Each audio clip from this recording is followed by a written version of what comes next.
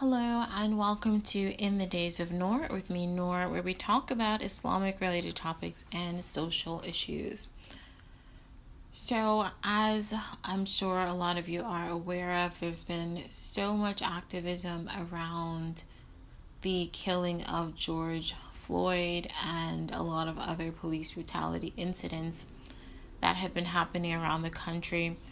And it's really been powerful to see people from all over the world really standing up to protest about this killing. Now, Allahu Alam, why this killing has caused so much uproar across the world, right? You never really know. And as the saying goes, God works in mysterious ways. And so we really don't know how Allah subhanahu wa ta'ala is going to manifest any particular change in society. And it could possibly be because his death was so brutal. The police officer put his knee on his neck, I believe. I didn't actually watch the video, but I'm sure we've all heard it described many, many times. And stayed there for 8 minutes, I believe, until the man died. And he said, "I can't breathe." He was calling out for his mother. It was just an altogether tragic incident, and it certainly didn't have to happen. There's no reason that it occurred in that way. And so it's a tragic death, and people are rightfully upset about what happened.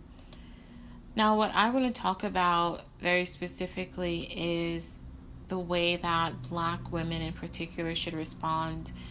And honestly, I should also talk about the way Muslims should respond as well. I've been putting off writing about it, even though I've spoken about the issue all over the place on Instagram. Hunter MSA invited me to speak along with Imam Dawood and another Imam on this issue. So I've definitely spoke about how we should respond. Maybe I'll revisit it at the end of the episode.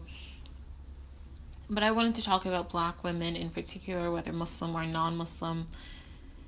And this is something I actually spoke about 2 years ago. I don't know what was the specific incident 2 years ago.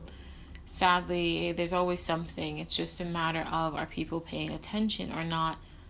And with the recordings that have been happening in the past couple of years of people recording these incidents, then of course they get more prominence. But the reality is they're always happening. They're probably happening every single day in this country, of people being mistreated by the police.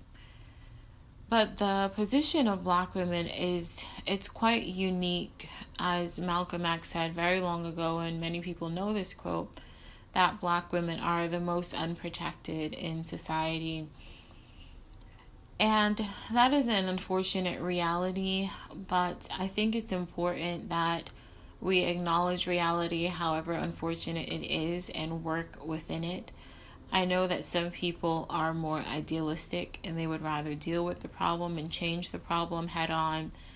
And that's fine. I think that's important to do. But I think there also has to be some of us that just looks at what is actually happening and figures out the best way to respond to the reality, while others may want to deal more with the ideals of what they would like to see happen. And so I shared this on my Instagram page today, and this was the life of a young woman that was taken. They have now found her body. And this young woman was working on the front lines for Black Lives Matter. She was protesting. You can see her with a bullhorn in her hand. She was on the front lines trying to work for justice, in particular for Black men, but these shootings have affected Black women as well. Breonna Taylor is a woman who was killed in her sleep in her bed. There were cops who busted into her home and shot up her home. So this does affect Black women also. I believe there's Corinne Gaines. There was Sandra Bland. There are other women who have also been affected. So it's not just about men, but men are definitely on the forefront of the movement, and Allahu Alam, but probably more affected. Now, I have seen just a headline of research that says Black women are more affected, It's hard for me to believe that, but obviously that's not a matter of belief. I would just need to look at the data. And it would be a really harsh truth to swallow if it was the case that Black women, in fact, were more affected by police brutality. But Allahu Alam, I haven't gotten a chance to, have not looked at the research yet. So this young woman, she was on the front lines and she needed a place to stay.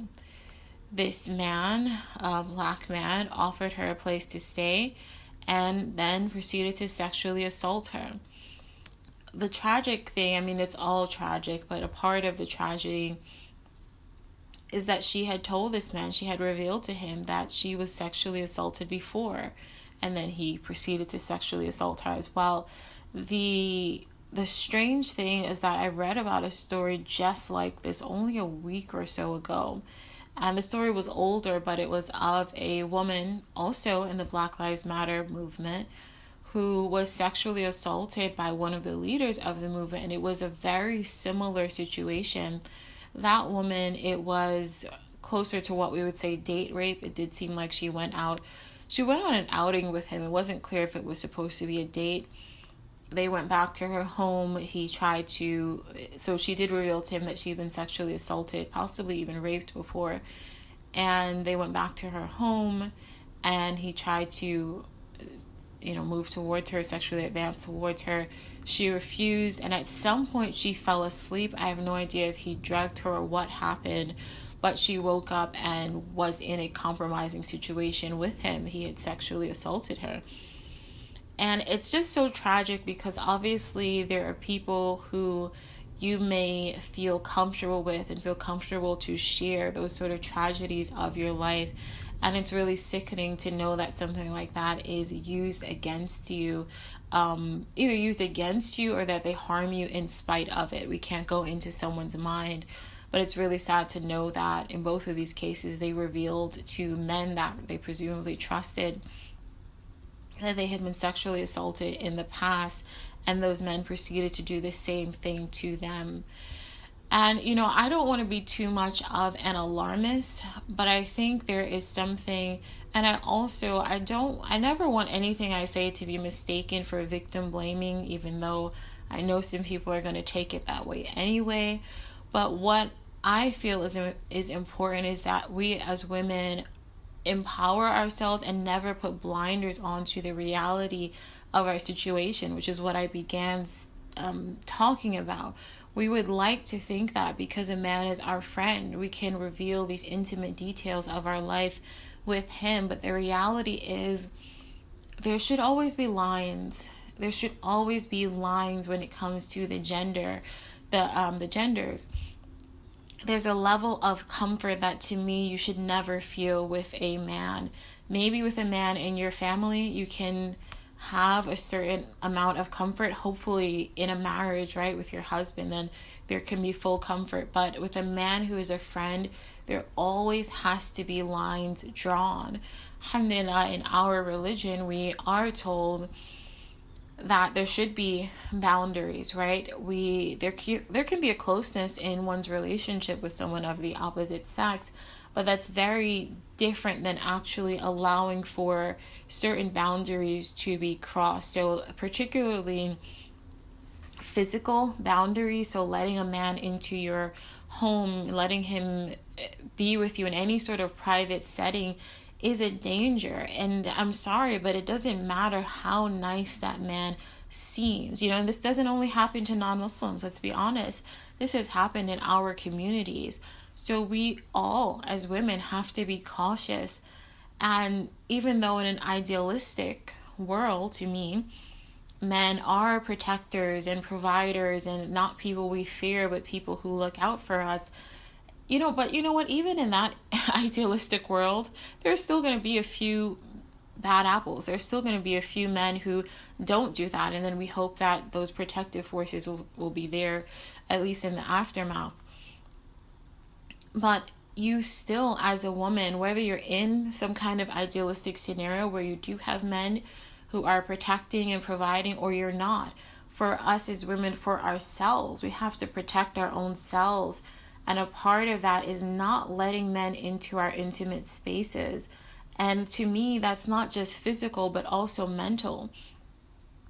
And at the very least, even if you decide to cross that mental boundary and let a man know something like this, that you've been sexually assaulted or raped, and obviously there are scenarios like if you're talking to a psychologist, and we mentioned a family member already, if you feel that level of comfort, the physical boundary should still be there. It should always remain there.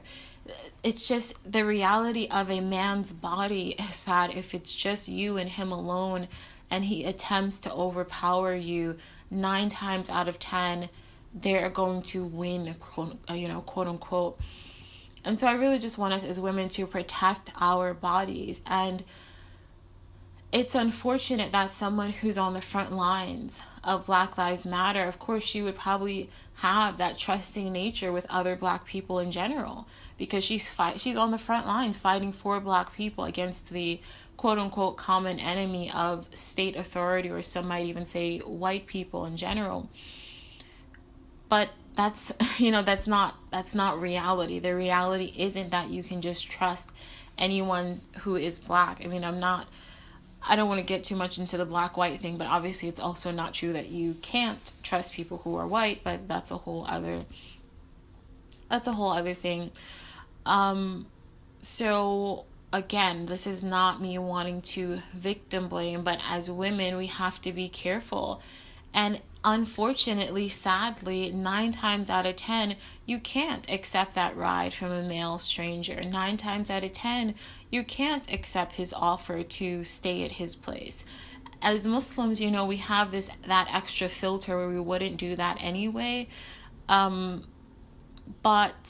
it's still important to remind ourselves, as we said, this has happened with Muslim women also, where they cross that boundary of whether trusting someone that they're talking to or trusting a sheikh, and the lines still get crossed because the human nature that underlines there, sometimes it overpowers. And as women, I think at times we're not as good at reading men in some ways, because as women, and I've seen casual surveys done like this. I think the data has been the same, but Allahu Alam. As women, it's very easy for us to believe that a male friend is just a friend.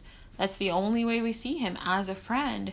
Whereas for that man, he may also see the woman as a friend, but in his head, if the opportunity ever came to be intimate, to have a romantic relationship, he would take it. So sometimes we think we're on the same page because outwardly that's what's happening, but inwardly you don't know the desires of the other person. And so you have to be extra cautious. So this young woman sadly was killed. Now we don't know if it's by the same man, but we know that she was sexually assaulted by him. She tweeted about it, and then she was missing, and they've recently found her body. I'm just going to read 2 tweets about it, inshallah. So her name, maybe she was African. Her name, or African, heritage, maybe her parents are African, whatever it is. Her name is Toyin Selu. So it sounds like an African name, and her nickname was Toyin. Rest in power, angel. This is someone's tweet. Justice for Toyin. After tweeting about her sexual assault, she went missing for several days, and her body was recently found. She was only 19. Another tweet. And you can read this on my Instagram as well. You can see the tweets on my Instagram. This hurts different. She was so vocal and tweeted about her abuser. She was an activist who was at every protest. She was a baby, literally 19. No one looks out for Black women. All of this to say I'm beyond heartbroken. Justice for Toyin. This is a very sad, a very tragic story.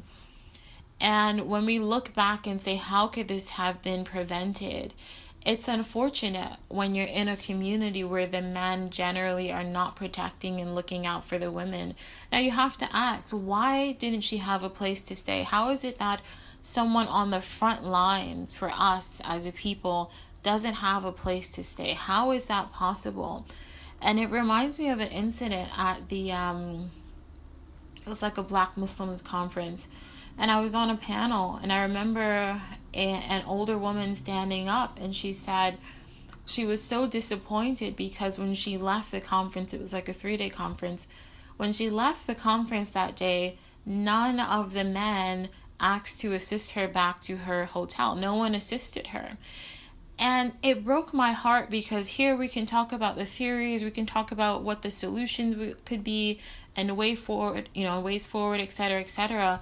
But if something so basic as looking out for our elders and men looking out for women in general is not instilled and not happening, how can we really say we have a community?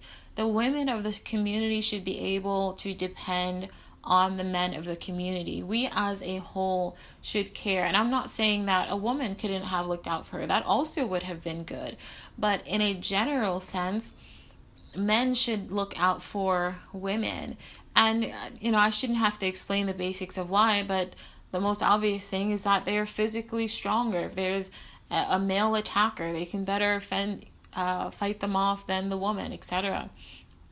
So even if a woman, walked her, okay, well then the woman has to walk by herself to a hotel. So I'm not saying it's impossible, but I'm saying that the first priority should be for men to take care of that. And we can't talk much about having a community if that's not happening. And in all honesty, I wrote this in my book. This is not an essay I've published yet. I think I wrote something like this on Facebook years ago when there was a young woman who she was with a mixed group of men and women, and it was during the Ramadan, so they went somewhere to like a Denny's or something, and this man just began attacking them with random Islamophobic attacks, and they all ran away. And this young woman, she slipped on her jilbab and she fell. And no one turned back to get her. No one helped her. None of the young men, I will say very specifically, helped her. And that is how I recall the story. If I'm wrong, may Allah forgive me. But at some point, she was left alone. And that man, I believe, both raped and killed her. May Allah have mercy on her and give her Jannatul Firdaus and forgive her of her sins and have mercy on her family. And I said after that incident, and I deeply believe this, that no woman should go anywhere unless she is 100% certain that the men she's with will protect her. And by anywhere, I mean particularly in sensitive situations. So somewhere like a rally, or going anywhere at night, or going somewhere, I don't want to get too extreme. I was going to say going somewhere far. That depends. It depends on what it is. Or probably, I'll stick with those two. Going anywhere late, or going somewhere where there's a possibility of inherent danger. I think you go only if you know with 100% guarantee that the men are looking out for you. So my niece was recently at a rally, and alhamdulillah, she did an excellent speech there. And this was a rally put on by her father. And I think it was a Muslim rally or Muslim-led rally. I'm not sure. But that's at least a situation that I can feel safe. I'm not her mother, of course. I can't demand or command where she goes. But at least I feel safe in knowing that my niece is in a rally, that her father is not only there, but is the organizer. And it was funny because she wanted to go to another rally, and alhamdulillah, her parents said no, with all the craziness happening. Our first priority as women should be to protect our own selves. And it's unfortunate that in the Black community, this has been my observation, that the roles are almost reversed, and Black women feel like they should be protecting the community. And I understand why, because you see these incidents of police brutality, and it usually is, at least in the media, that the face of that is Black men. So I understand why. But the reality is that men cannot protect women. And women cannot protect men. And that reality in combination that, as Malcolm X said, Black women are the most unprotected, your only choice is to protect yourself. If you don't protect yourself, you are left unprotected. So again, this is not to blame this young woman, Toyin, and my apologies if I'm getting her name wrong, but it's beyond tragic that all the effort she put out to speak up about these issues affecting the Black community and men in particular, and she couldn't even get a place to stay that was safe. She couldn't even be protected from sexual assault. In the end, she ends up murdered. So what's the subhanallah. I'll repeat, Black women should really look out for themselves. If we were in a society, community where we were generally protected by the men, maybe we could then feel safe. Like the example of my niece going to a rally that is organized by her father, and her father is there and leading it. Then in that situation, I understand feeling safe. But you're at a protest organizing for the Black community and you don't have a home to go back to. You are in a vulnerable situation, and it's so sick of that man to take advantage of her. She should have been given protection. There should have been men, which is what this man, I'm sure, seemed to be. There should have been a man or men who were going to protect her, who were going to provide for her, who were going to say, we see you at all these protests. Do you have a ride home? Do you have a place to stay? Maybe we can pay for the hotel nearby, or maybe you really shouldn't be out here because, let's help you out. Let's help you out. And no one did help her. And so she was left vulnerable to this man who took advantage of her. And it's just so sad. And, there's nothing we can do to bring her back. But I hope that other women will look at this and think twice about being on the front lines when you yourself are not protected. Thank you all for listening. And inshallah ta'ala, don't forget to follow me on social media. Essentially, all my social media is either at Nuruddin Knight or at Fig and Olive Blog, all over the place. Thanks for listening and take care.